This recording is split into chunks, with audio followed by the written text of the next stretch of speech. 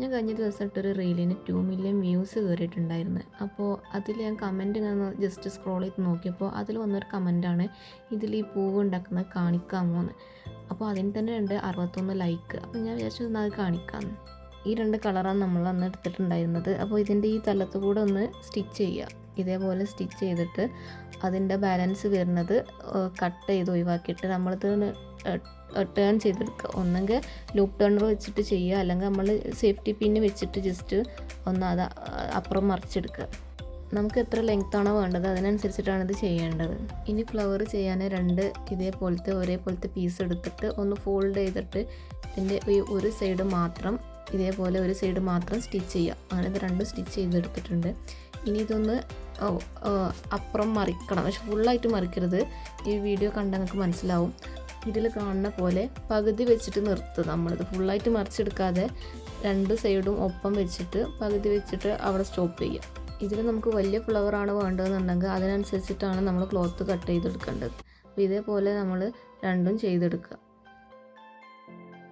ഇനി നമ്മൾ മുന്നേ ചെയ്ത് വെച്ചത് ഇതിൻ്റെ ഉള്ളിലോട്ട് വെച്ചിട്ട് കുറച്ച് പുറത്ത് കണ്ടാലും കുഴപ്പമില്ല, ഇതിൻ്റെ നടുവിൽ വെക്കണം. ഇതിൻ്റെ സെൻറ്ററിൽ ഇത് വെച്ചിട്ട് നമ്മൾ തുന്നുകയാണ് ചെയ്യണത്.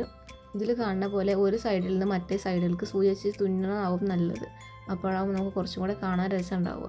എന്നിട്ട് ഇത് നന്നായിട്ട് പോരാത്ത പോലെ നന്നായിട്ട് അങ്ങോട്ടും ഇങ്ങോട്ടും 2 വട്ടെങ്കിലും തുന്നിയിട്ട് നമ്മൾ സാധാരണ അത് കെട്ട് പോരാത്ത വിധം ലാസ്റ്റ് കെട്ടി വെക്കുക.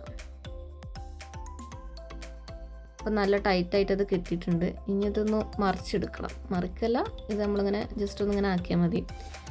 അപ്പോൾ ഏകദേശമൊക്കെ കാണുമ്പോൾ ഒരു ഫ്ലവറിൻ്റെ പോലെ ഇപ്പോൾ തന്നെ തോന്നും. ഈ ഇതേപോലെ ചെറിയ ചെറിയ പീസ് ക്ലോത്തിൻ്റെത് അതിൻ്റെ ഉള്ളിലേക്ക് വെക്കുക. പഞ്ഞിയായാലും കുഴപ്പമില്ല, അല്ലെങ്കിൽ ഈ സെയിം ക്ലോത്തിൻ്റെ തന്നെ ചെറിയ പീസ് അതിൻ്റെ ഉള്ളിലിട്ട് ഈ കാണുന്ന പോലെ തന്നെ നമ്മൾ തുന്നി വെക്കണം. എന്നാലേ ആ ഫ്ലവറിൻ്റെ ഒരു ഷേപ്പ് കിട്ടുള്ളൂ.